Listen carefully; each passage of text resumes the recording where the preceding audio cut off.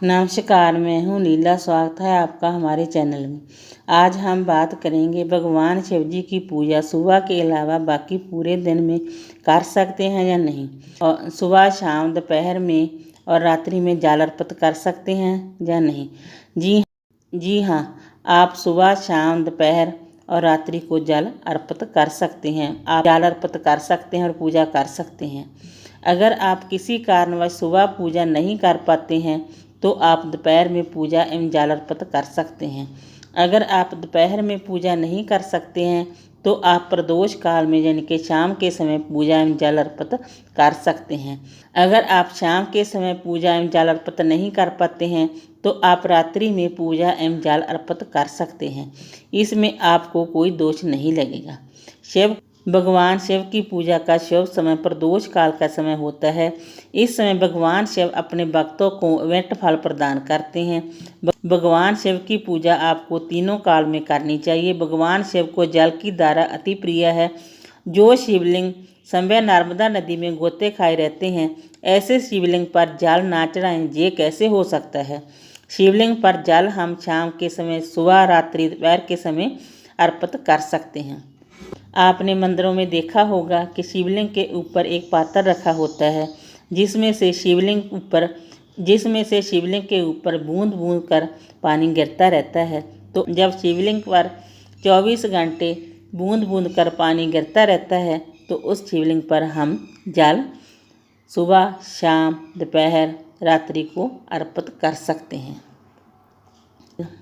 जब भी आप मंदिर में जाएं तो पहले मंदिर की दहलीज को प्रणाम करें, उसके बाद मंदिर की घंटी बजाएं, उसके बाद आप अपनी पूजा को शुरू करें। अगर आप एक ही पात्र में पंचामृत बनाकर लेकर गए हैं तो उससे अभिषेक करें। अगर आप अलग अलग पात्र में पंचामृत बनाकर लेकर गए हैं तो सबसे पहले आप जल अर्पित करें, उसके बाद आप दूध अर्पित करें, उसके बाद फिर आप जल अर्पित करें। इसी तरह आपने अभिषेक करना है।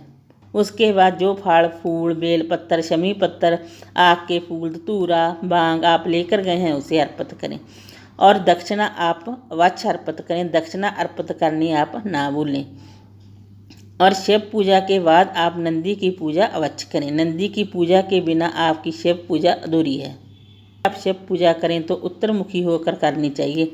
सावन महीने में भीड़ होने के कारण अगर आपको उत्तर दिशा में जगह ना मिले तो आप किसी भी दिशा में बैठकर पूजा कर सकते हैं, जल अर्पित कर सकते हैं। आपको पूरा फल मिलेगा। पूजा करते समय आपके बालों में से पानी नहीं टपकना चाहिए।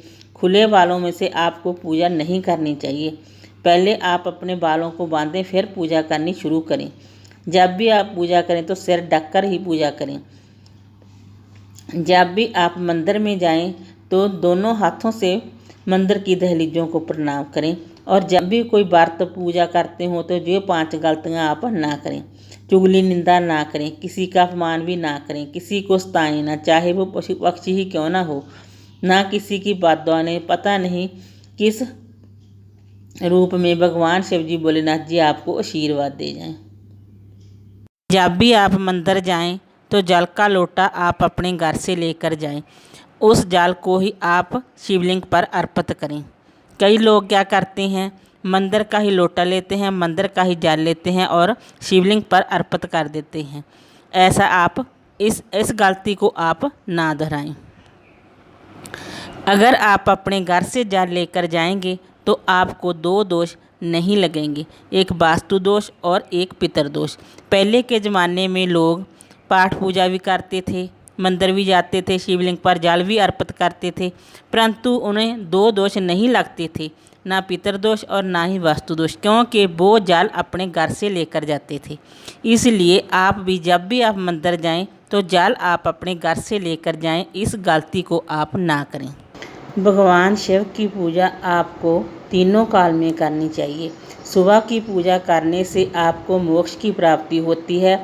के समय अर्थात दिन में पूजा करने से आपको यज्ञों का फल प्राप्त होता है। अगर आप शाम के समय पूजा करते हैं, जल अर्पित करते हैं तो आपको समस्त यज्ञों का फल प्राप्त होता है। अगर आप सुबह, शाम, दोपहर, रात्रि को पूजा करते हैं तो आपकी सभी मनोकामनाएं पूर्ण हो जाती हैं।